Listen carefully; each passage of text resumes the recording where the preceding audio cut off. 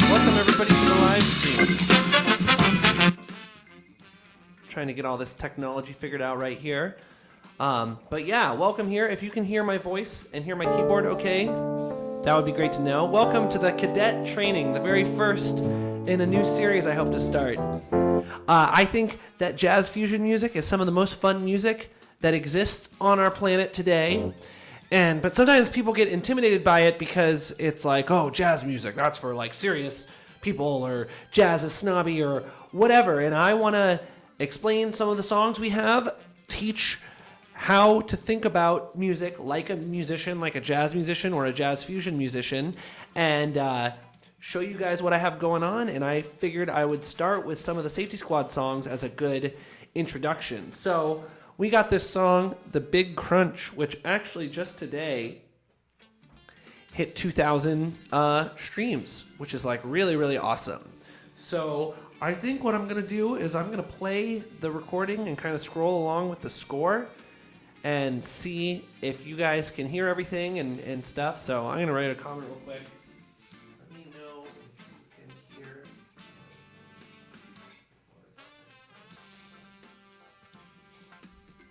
So yeah, drop a comment. Let me know you're here. If you have any questions, I would love to answer them. So here we go. This is from the beginning. So the song kind of starts with this guitar intro. Hopefully this isn't like blasting you guys out, but on the score here,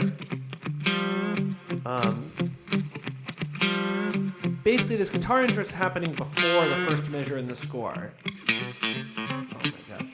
Oh, I've got this mouse right here. So they're kind of just jamming on this D minor to G7.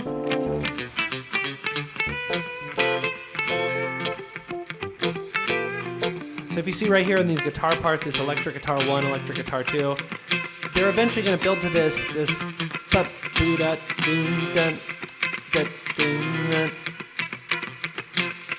then they looked at each other and they locked in on this. And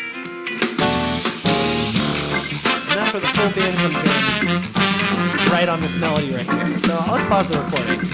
Let's see if you guys can see everything okay. So yeah, what we got going on is this intro part. Basically the guitar is just an open jam on this D minor to G7, which are D minor basically we're just kind of looking like it's like a Dorian kind of sound. Ooh, I turned that on. It's like a Dorian kind of sound, which is like basically D to D.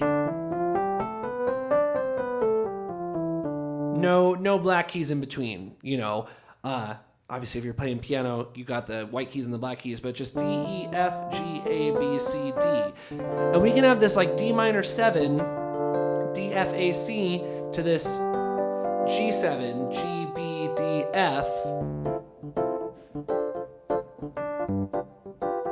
And that's kind of the whole theme for the song. You know, usually when I write a song, even if I want to have it kind of go to all sorts of different spaces and develop and stuff, I try to make it based around one kind of focal idea. So this D minor to G7, this is like the main part of the song. So this first page we've got in the score right here, this little intro. This can loop kind of forever. When we play live, we usually we improvise on this a whole bunch. And then this D over E to D over E flat I've got right here. This is kind of the send off to kick the rest of the band in and kick the horn section in. So sometimes these like triad over bass note things are like, what on earth is going on? But basically like the D over E, we got a D triad, which hopefully you know your major triads. If you're trying to play some cool music, I would definitely recommend get your major and minor chords together is like a really good spot to start, because a lot of stuff is going to stem from being able to do that. So if we got this D triad over this E, this D triad's like a nice happy sound, right? And you put it over the E, and all of a sudden it has this like kind of intensity to it. It's almost like a E7 sus kind of thing, or an E9 sus. And we use this E down to E flat, then to get us back to this D minor. So I like taking kind of more standard type stuff and trying to put a spin on it to make it a little more unique. So we could have done like an E minor or an E half diminished to an A7 to be like more traditional jazz kind of boy, traditional jazz boy. But I wanted to make it a little more interesting, kind of sound a little more out there. So we're jamming on this D minor G7, which is basically like a minor 1 to dominant 4 or 2-5. You can think about it like that too. When it's time to bring the band in, it's got that, and then we're in. I'll go to the next page so you guys can kind of see the score. So here we got the horns. They're all in concert pitch too, so you can read along. But got this like.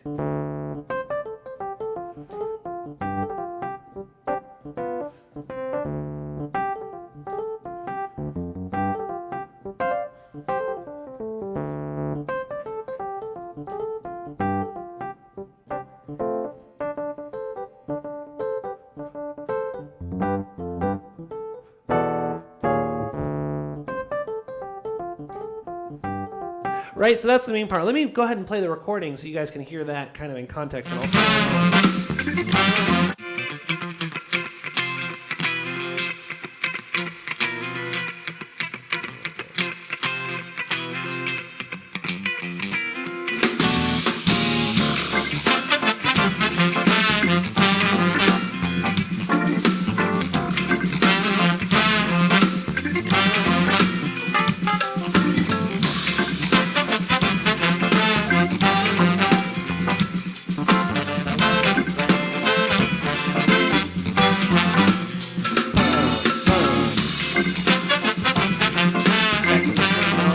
Talk about what's going on with this melody. It's actually pretty simple.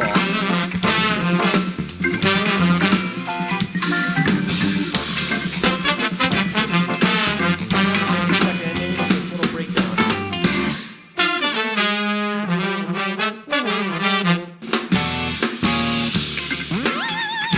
Oh, weird. I took that out of the score. I was mistaken. Oh, I left the score ahead. Yeah. So I have this little interlude right here where I can start solo. That's back kind of the same melody.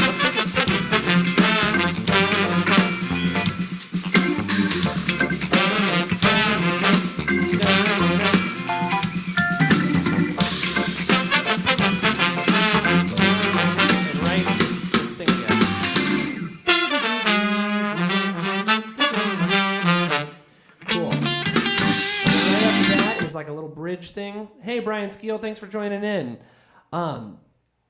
So let's talk about that whole section. That kind of part is kind of like the A, and it really happens twice. So it's like A. And if you guys don't know what I mean by that, pop musicians kind of think about form like verse, chorus, bridge, chorus, and the jazzers kind of think about it more in a classical sense because we're refined and elegant. No, not really. But we kind of think about it more like each section you assign a letter to it. So the first section will be A, and then the next section, if it's the same, it'll be A again. If it's totally different, it'll be B. And if it's almost the same, you might put like A prime, which would be like A with a little, what is it, like a tick next to it, I guess. I don't know what that would be called. My professionalism is not coming through. Ah! So yeah, let me go over here. I kind of pulled up this little thing, kind of wrote out these scales right here. So if you see, I've got this, basically the melody of this A section of the Big Crunch. It might seem like really complicated and stuff, but basically it's just a D minor pentatonic scale. Which at the beginning we were talking about like this like it's just all the white keys on the keyboard if you're playing keyboard. If you're playing guitar, trombone, saxophone, bass, whatever, it's just notes without a sharp or a flat next to it. D, E, F, G, A, B, C, D. The pentatonic scale, penta means 5, children, and it's basically it is 1, 3, 4, 5, flat 7, 1. That's how you get your minor pentatonic scale. Let me go ahead and write that in. So you're watching, you can take notes, because there will be a quiz later and you're all in big trouble. Unrelated. Wow. Where do I just write in? I have like so many programs I'm working in right now. This is crazy. Other staff text. Can I just do like small text? D minor pentatonic. So it's basically D minor pentatonic, and then it's also like this scale I got right here. This is like a D blues scale, which is very related to the minor pentatonic scale. So these two scales like make up a majority of the song. You'll find often in like jazz fusion music and jazz rock kind of stuff, like pentatonic scales really happen all over the place. An apostrophe, yeah, thanks Joey. That's kind of what it is, right? Just like a little tick. You would type in apostrophe, yeah. So we got this D pentatonic scale. Oh, I lost my sound. What happened? Uh-oh. Oh, because I turned it off. Okay. So this D pentatonic scale, if you look right here, I don't know if you guys can see my mouse, but I wrote in the melody right there of the Big Crunch right here. So it's like... So if you notice, it's like, if you look at this D pentatonic scale, 7, 1, 5, 7, 4, 5, 3, 5, 3, and then like a turn around the 4. We're surrounding the 4. If this rhythm looks complicated, I guess it is kind of complicated, so, and you're stupid if you don't have it figured out. I'm just kidding. Basically, it's just a turn around the 4. You can just listen to the recording. So, it's actually pretty simple and just based out of this pentatonic scale, which the cool thing about these pentatonic scales is like all the notes sound good together. It's like a scale that is also a chord. It has like a consonance within itself. Like if you play the whole Dorian scale, there's some like crunchiness in there. Ew, ew, ew, ew, ew. But you just play this by itself and it's like, hey, pretty cool. So this melody is just made kind of from a pattern from the pentatonic scale. It's like this like descending kind of zigzag thing. It's like up, down to the next thing, up, down to the next thing, down to the up. And then it's surrounding the 4. So I can go to where, I guess each time I change, I got to change the scene. Yeah. Man, this is a lot to keep track of. 6 people here. Thank you guys for being here. Please drop a comment if you have any questions or thoughts. This is awesome. So then if you guys see, basically using the pentatonic scale, we got this cool riff, and then it's like like 1 minute, 4 beats long, starting on beat 2, and then starting on beat 2, I do like a 2 beat long thing, and then a 1 beat long thing, kind of really driving the point home of this melody, right? Then we do the turn again. It's kind of like, comedy works in 3s a whole lot, right? It's like a setup, punchline, and then like callback, or not just like a rehash. Really good jokes will have like a setup, and then there's a punchline, and then there's like a second punchline that like really catches you off guard. And when I compose, I kind of think like that. We got this, and one. W bum boot up. W dot. Really driving that home. And that's kind of like what this whole song is based off. This pentatonic scale, this descending thing kind of leading you to the 4. We'll see how that kind of manifests in some cool ways later. So then we look at the next 4 bars. Same thing here. And then this little thing outside of it.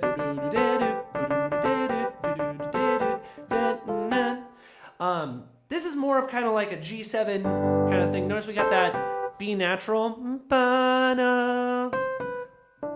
Kind of like a Dorian sound. We changed the sound a little bit. It was just like 6 measures or 6 measures of all this minor pentatonic thing. So it kind of, you really got to think about, it's kind of a delicate balance of like consistency, doing kind of the same thing and mixing it up. So not going too far away, not going to a whole nother planet, not trying to reinvent the wheel. It's a common trap people composing fall into where they feel like they've got to do all this new stuff. I'm just switching into the Dorian scale for this instead. And this, it's kind of like a cross rhythm. Emphasizing different parts of the beat. And that's a callback to kind of what happened to bring the band in. And then we do this sus thing again, this kind of D over E or E9 sus to D flat over E flat thing. So it's cool because it's like really condensed here, all based on this one kind of pentatonic thing, and then this intense thing to bring us back.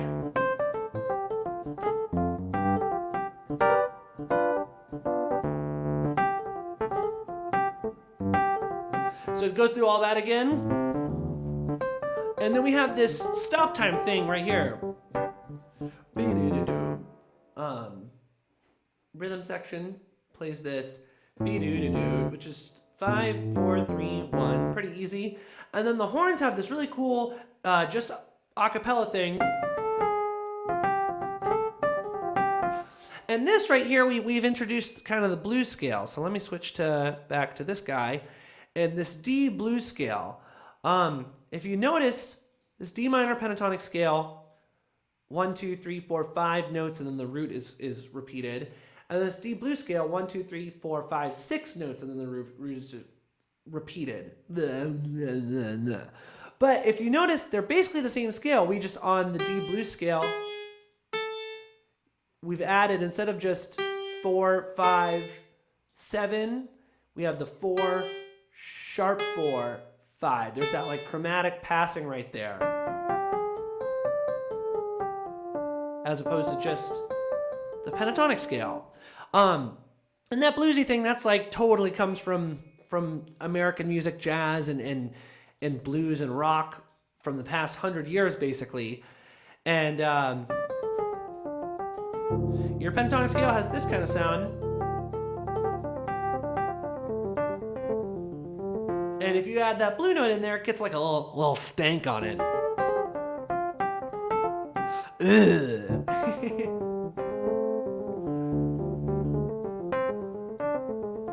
Kind of get some really interesting patterns, actually. There's some standard stuff you can do, you know. But you can use that to really make some intricate kind of stuff too.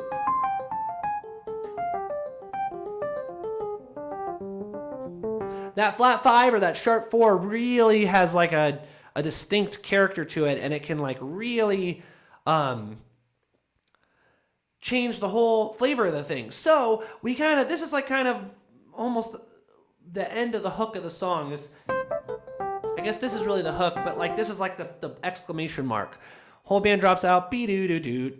Be-doo-doo-doo. Where is it? Right here. Let's go back to that.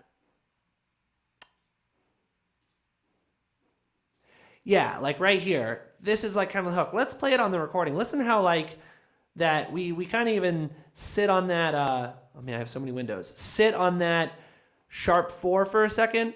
Oh, can I get this to play those notes? I don't know if I can. Listen to that recording. It like really sticks out as kind of like a cool note.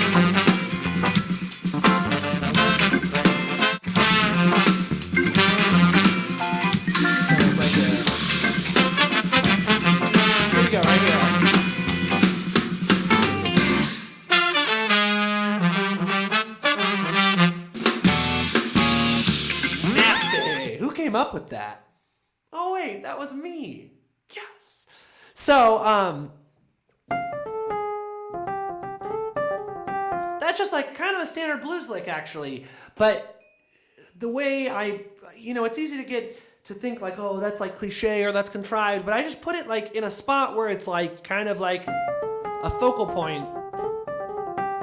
And people, guitar players who maybe even feel like, oh, I'm not like a jazz musician, I can't do this. You play blues licks like that all the time, so it's something to think about. So yeah, we do that, and then, again, keeping with the theme, I've got this bum, bum. Really, I haven't put it all the way in the score, but my band is good and we figured it out.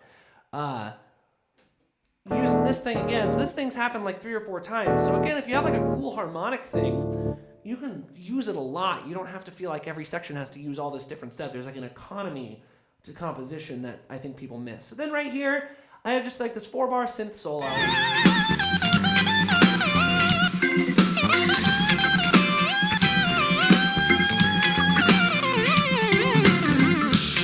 Just kind of in and out, not really trying to prove too much.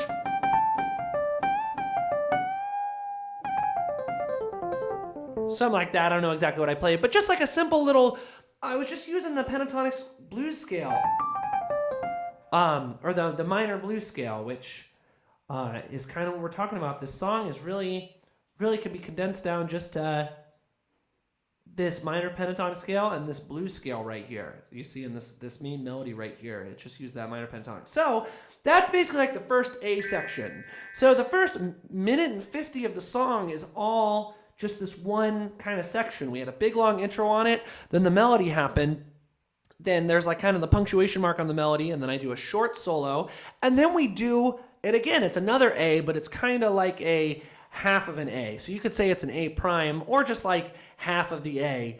I'm not too picky. Some people are like really feel like you got to get it exactly right. I think there's like leeway there. It's open to interpretation. It's kind of the art part of it. But yeah, it's the exact same thing, but it's only like the second half of it.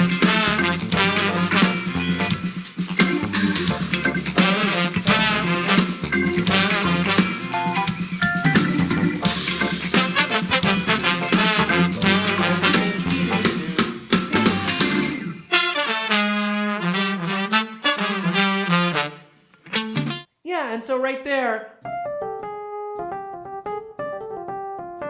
it's that same blues like as before, but we ended it with a little more of a punctuation mark. The first one went,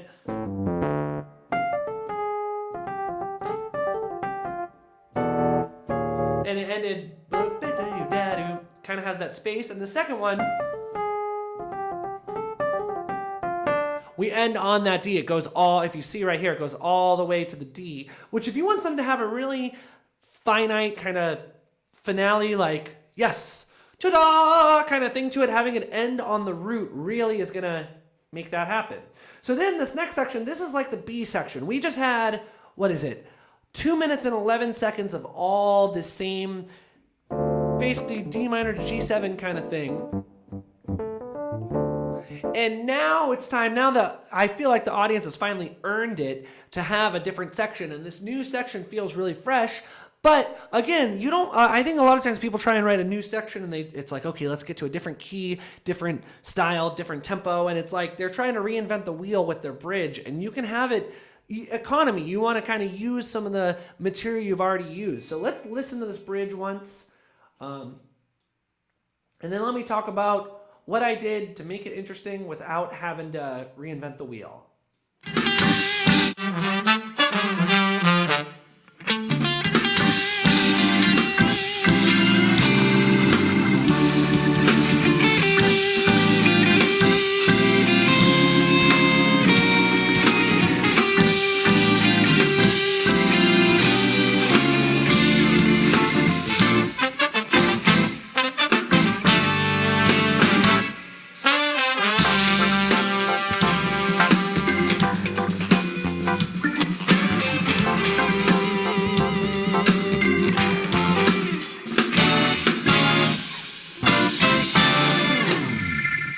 Cool, and then right there we're in on a bass solo. Okay, let's stop this. Oh wow, there's 11 people here. What's up, guys? Drop a comment in the chat just to say hey if you want, or if you have any questions.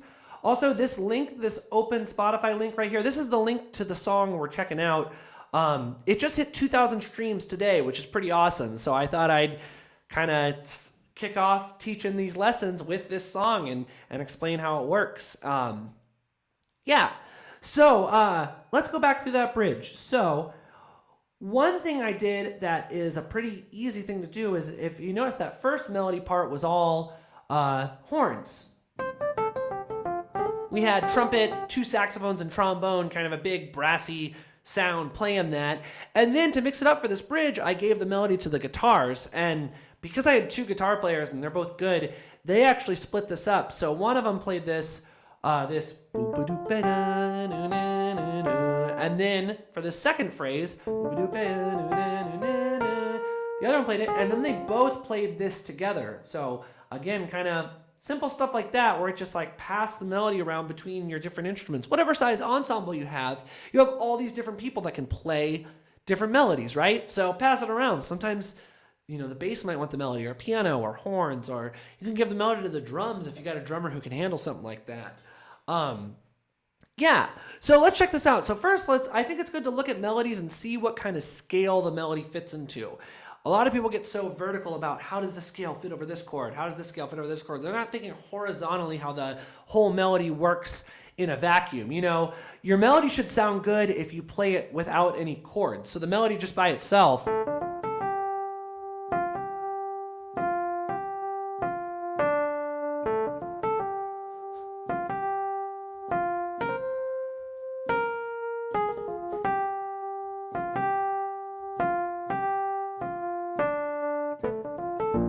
So right there, it's like, I think that sounds totally good by itself. A couple things to notice that's cool. The first melody was like a lot of this short kind of percussive, staccato, really, and now this melody is way more based around long notes.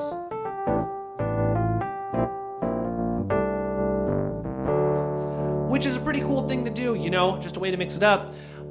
But again, kind of what I'm saying, the theme of this is mix it up, but be economical. Use stuff you already used. If you notice, what note are we kind of encompassing for a lot of this melody? Boop-a-doop-a, 4, the 4, bum bum, boop-a-4, 4, it goes to 7, boop-a-doop-a, 4, 4, 4, 3, 1. So just like that first melody, surrounding the 4, this one, it's all around the 4, which is like the G7, kind of the 2 chords of the song, the D minor and the G7. So this isn't something I was like totally thinking about while I was writing this, by the way, but as I tried different stuff, this is what naturally happened. And kind of as you look at it later, it's fun to see. It's like, oh, this is why this works. So let's check this out. Basically, we're still in this pentatonic scale. 5, 1, 3, 5, 4, 3, 4, 3, 1. 5, 1, 3, 5, 4, 3, 4, 3, 7. And then we go to this right here, outside the scale just for a second, but then back into this pentatonic scale.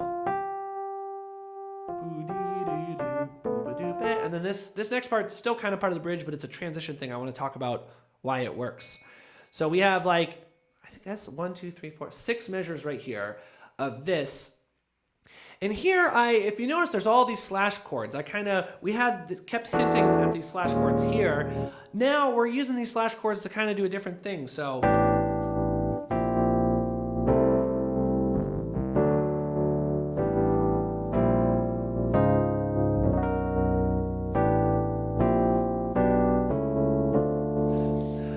I could really dig into what each of these chords is, but that might get kind of boring, and I want to get through the whole song. Unless you guys are like, yeah, talk about how you figured out how to use this chord. I'm here for the people. For the people of the Facebook, Instagram live stream. Oh, I just lost someone. Crap. It's not even an Instagram live stream. What am I saying? So, basically, kind of had these sus chords, wanted to be dramatic, ending on this D major, which is like, yes! So,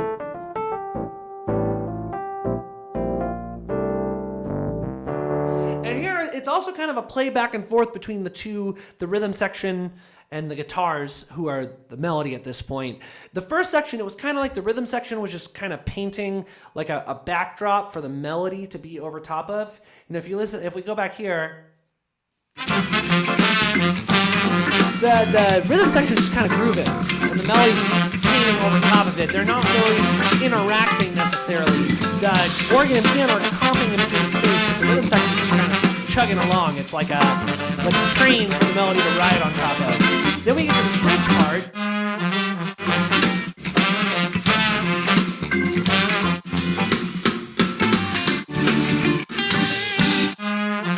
Right here. This is this bridge part, and listen how they go back and forth.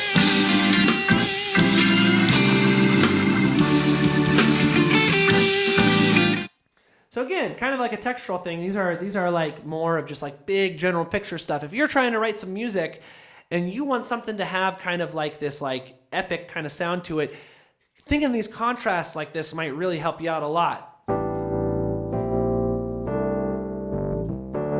Also go into the D major when your song's in D minor. That's like a really great way to be surprising, where we're kind of this whole thing. And then we get here. So if you notice these chords, I've got this G over A, which is like an A7 sus, to like a B, like a C over B. It's almost like a C7 over B flat, just kind of like an intense 6 and then resolve. It's almost like a C with no third. D sus over C is more what it is. And then we do the same G over A to C over B flat, but then I wanted a surprise. So just kind of parallel major chords. There's not really a theory reason for that per se. Somebody with like a doctorate could explain you the theory reason, but joke's on them. They've got 6 figures of debt. So I just wanted some like major chords that were bright and surprising and like out of the key.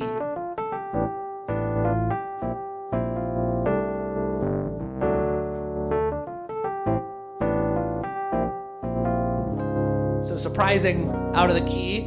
And then, like I said, it kind of like with comedy stuff working in threes, we do it one more time. And here it kind of is like a resolute. 4, 5, 1. That's like a classical. I like that progression a whole lot. Kind of like a 4 in first inversion to a 5 in first inversion to the 1. I think it sounds like Bach. It's like medieval church, like... You'll find actually a lot of Safety Squad songs have that kind of thing. It's like, I guess, a signature progression of mine. And now that you all know it, you're under arrest for copyright infringement. So then we have this boop-a-doop-a.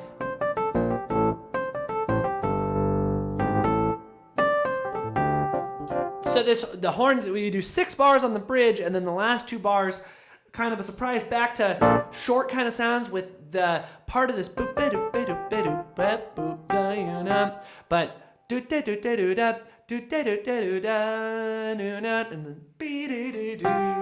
ending on the 4, right? We talked about this melody has like really been around this G the whole time. It's like right in the center of the range of the melody. We keep going there, and that really, when we play this live, people start dancing right away. I think kind of having this focal point of the whole tune really makes people be interested in what's going on. So 6, 5, 4 to 5. Which that's the first time we hit that 6 chord, and that's a foreshadowing of later. This kind of bump, bump, bump is the fuel that leads us into this next section. So yeah, as I'm writing this stuff too, sometimes these like you only get 2 bars down, but then that 2 bars later on in the tune becomes something you can use again. So it's back to this groove, this, and the horns of this, and then the guitars answer it,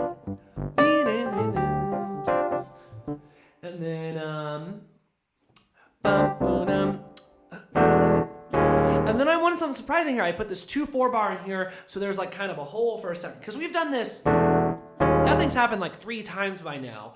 So when something's happened enough times, if you can change it in just the slightest way, you can really make something interesting.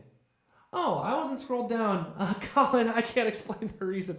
That's hilarious. Matt, thanks for checking this out. Man, sometimes I have the chat scrolled up all the way on accident. Thank you all for being here. So this 2/4 bar, it's like a cool way you kind of turn the beat around for a second. This beep has happened a bunch, and then it's a hold for a second, and then bum bum bum to get us into the solo section. Let's listen to that whole section. If you guys have any questions or comments, I'm happy to share thoughts on what's going on here. Oh, how do I get this? Help. Okay, here we go. Let's go to like 209. What's going on?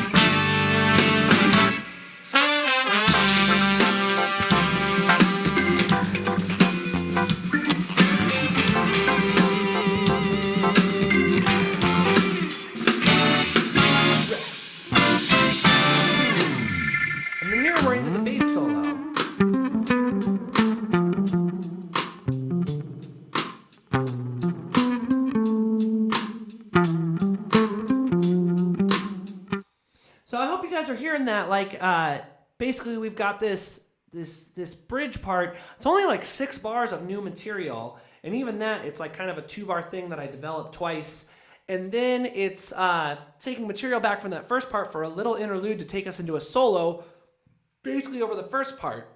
So you can, I think sometimes people see these jazz songs that are 9, 10, 11, 12 minutes long, and it's like, how do you like write all that material? And you can really, if you're smart about it, you can take 1 or 2 ideas and have it kind of develop into like a full thing. So this bass solo right here, John takes a great bass solo. Let's just listen to this, and then I'll maybe say some stuff if something comes to mind, but I want to get the rest of it.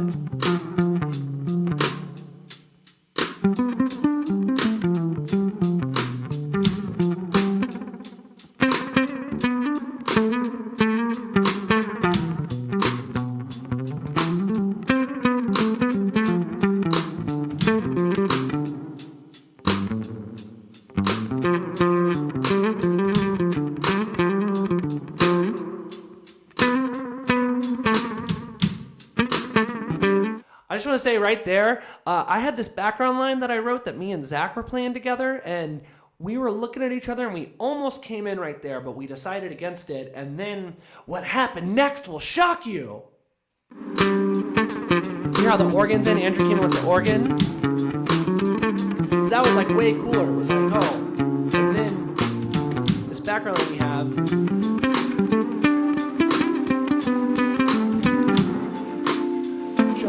This, and then we came with that background line. It sounded almost like we were responding to John, even though it's something I wrote. So the patience really helped build this solo, and we didn't step on it. And Andrew came in at such a cool spot with the organ there.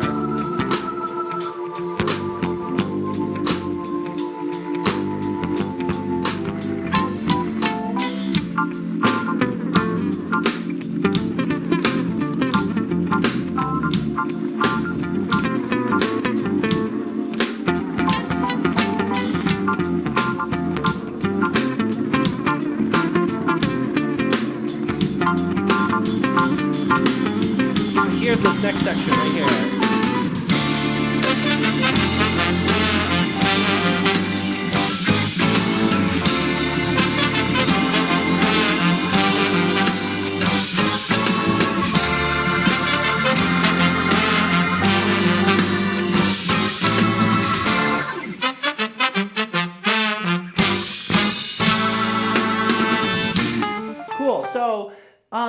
this should be pretty obvious what's going on here, right?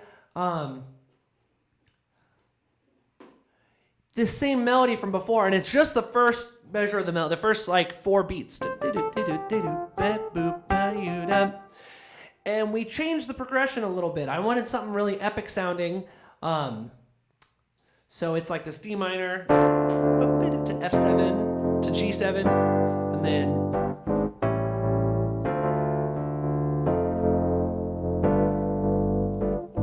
so this is like the epic. This is like it's really the end of the song, right? I mean, we do this, if you know the song, we do this at the very end too, but right here, this sounds like this could be the end of the song. You know, we had a melody, we just had a solo, we have like a reprise of the melody. It's like big party time, right?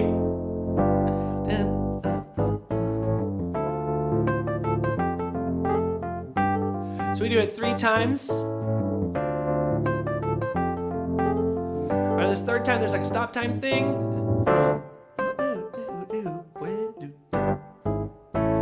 And then it goes into another section. This is kind of like the coda in like a sonata, right? So this next section, right here, it's me and Zach are trading back and forth. Solo, solo, solo, solo, solo, solo. We're kind of trading back and forth. And if you look at this B flat to A to G to F, if we go all the way back to the end of the like first bridge, the B section we had way back here. Too far. Oh no. B flat to A to G, and then it does this thing, which we actually use over there. But B flat, this. I kind of use those chords that happen just there. That's like a foreshadowing of what happens. Oh, too far. Over here, when Zach and I have this little part, we trade over this. B flat to A to the G. We go down to F, and then this bum, bum, bum. Second time the horns join in on the hits. So we're kind of developing like a new thing here. And then out of left field, this E flat, and then this E minor to A7. What happens next will shock you. So this is kind of like a build into like a whole new section. I wanted something totally out of left field. This E flat is like a flat 2, which flat 2 usually is like a really surprising way to get you to 1. But instead of going to 1 after flat 2, we go to the 2 and we do a 2-5. And then again, instead of going to 1, we go to the 6 again. Let's listen to the recording of this part right here. Basically, using this B flat A minor from before that happened just at the end of the B section, I've developed like a new part. This is like letter C almost, or if you think of the reprise of the melody as C, this is like letter C or letter D. If that's not A double prime, this might make no sense. What am I saying? It's B flat to A to G. We kind of use this, we solo back and forth, have like a conversation together, and do this twice, and then it leads into this new section to prep us for the double time thing. So let's find that.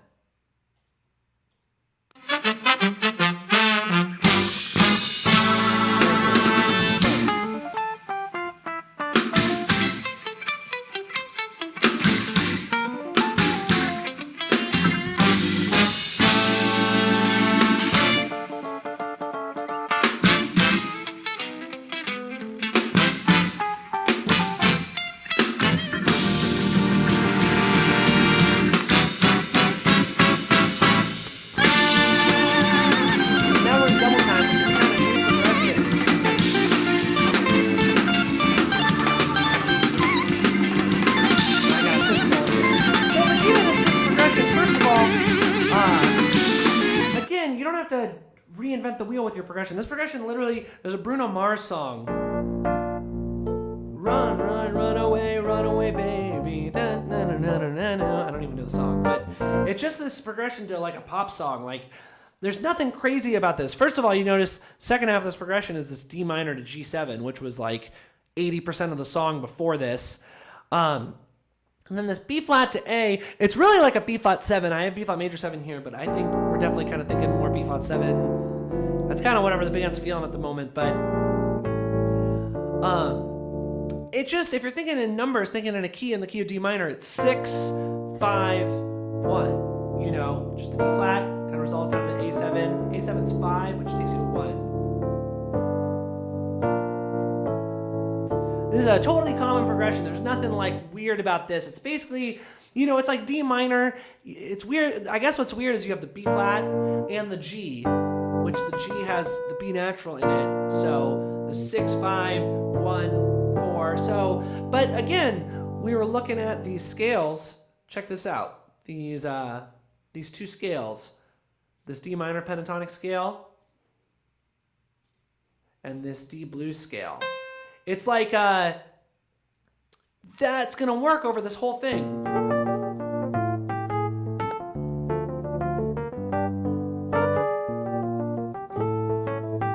Of course, I just went outside the scale right there like an idiot. But yeah.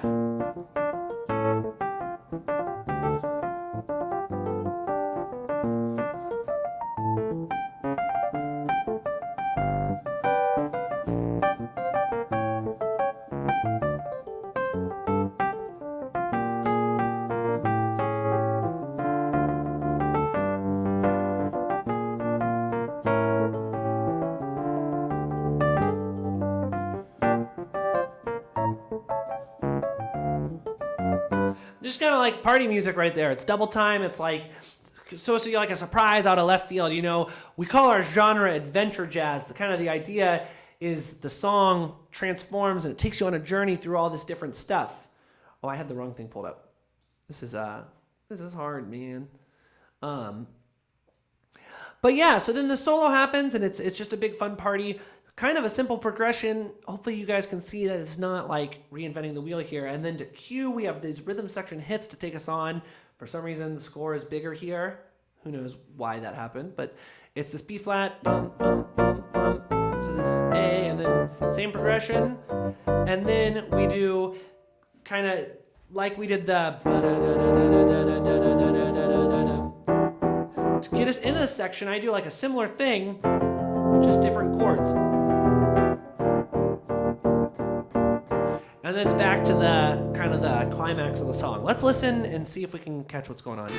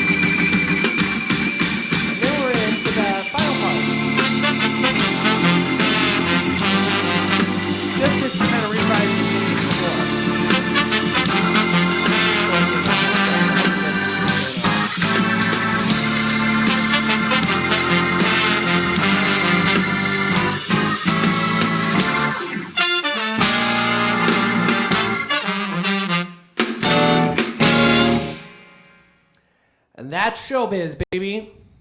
Oops. How much excitement can you take? Yeah, so that's kind of the gist of that. I hope this ending is kind of clear what's going on.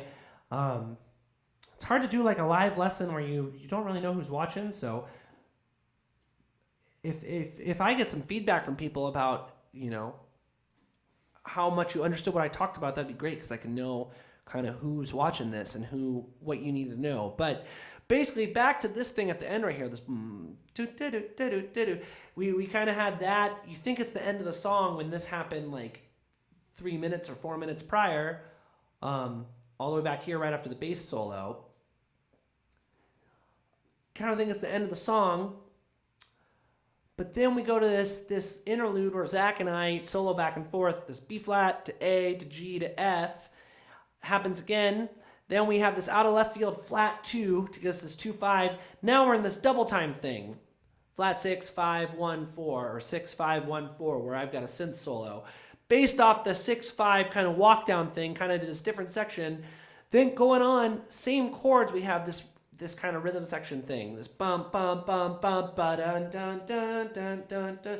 And then the same, if you notice here, it's written in halftime here, but we have this ba da da da da da da da da da da da da da bum bum bum bum bum bum bum. Here it's ba da da da da da da da da da da da da da bum bum bum bum bum bum bum. This flat 2 finally takes us to the 1 that we wanted to go to. Back to halftime. Going from double time to halftime is a really effective way to make a section like scream like this is a party, everybody get your butts up. Whenever we play this song, when we get there, people go crazy because it's like, it's usually the end of the night, it's the last hurrah. It's like move your butt, get going. And that's what's going on right there. So we do this kind of same thing, play it 3 times. And then we end with this, which is like that little ending like from way back at the beginning of the song. And I have the rhythm section finally accompany them this time. So, and then ends on this 2 sus kind of thing, this flat 2 sus, this D over E to D over E flat. So hopefully you guys can see this song that goes through all sorts of different sections and mutations and all this different stuff really is there's an economy to it. I have this melody based off the pentatonic scale that it kind of goes to again and again and again, kind of surrounding that 4th note of the 4th scale degree, the 3rd note of the pentatonic scale. And a lot of these chords and stuff that is around it is really just based off of that. I'm even if I get chords really far away like I do in this bridge, we're back in that scale, back to the key right away.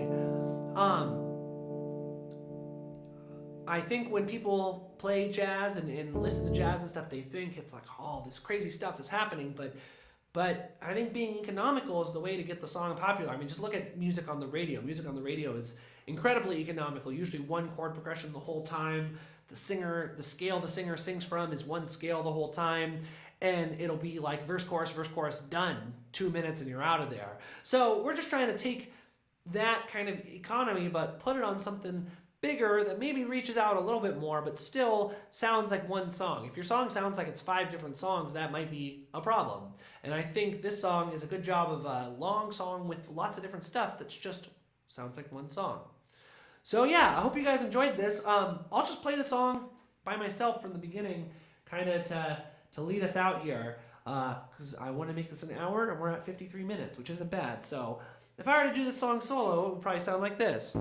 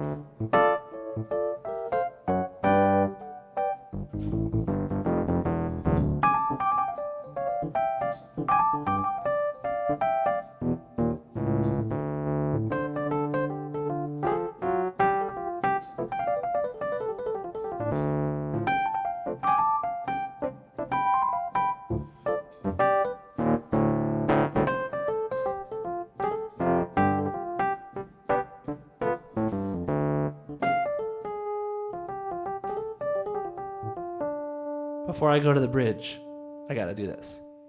Hey, full screen Danny, yay!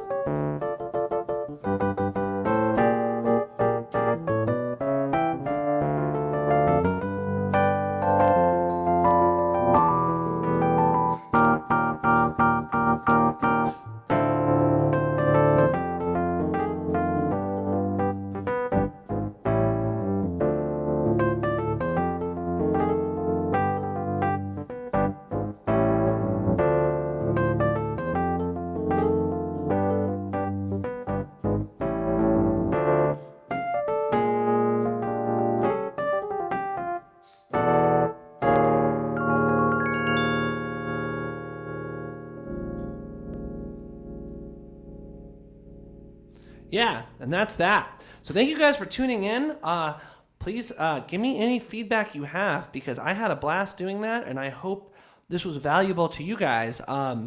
Welcome to the Safety Squad Adventure Jazz Cadets. If you're just learning, if you are trying to play some more music at a more serious level, hopefully some of the insight I've provided today can help you out with that. If you want to check out our music, we got some links in the description. There's a Spotify link for The Big Crunch, which is our most played song. It has, last time I checked earlier today, it had 2,001 views, which is pretty freaking exciting. And then we got our website right there, which has a bunch of videos, songs, You can buy CDs, buy shirts, posters, all that stuff. And then we got our Instagram page too, which has some cool stuff on it. So yeah, thank you. Share this if you got some value out of this. Tell your friend, and we'll catch you next Monday at 2 o'clock for the next live stream.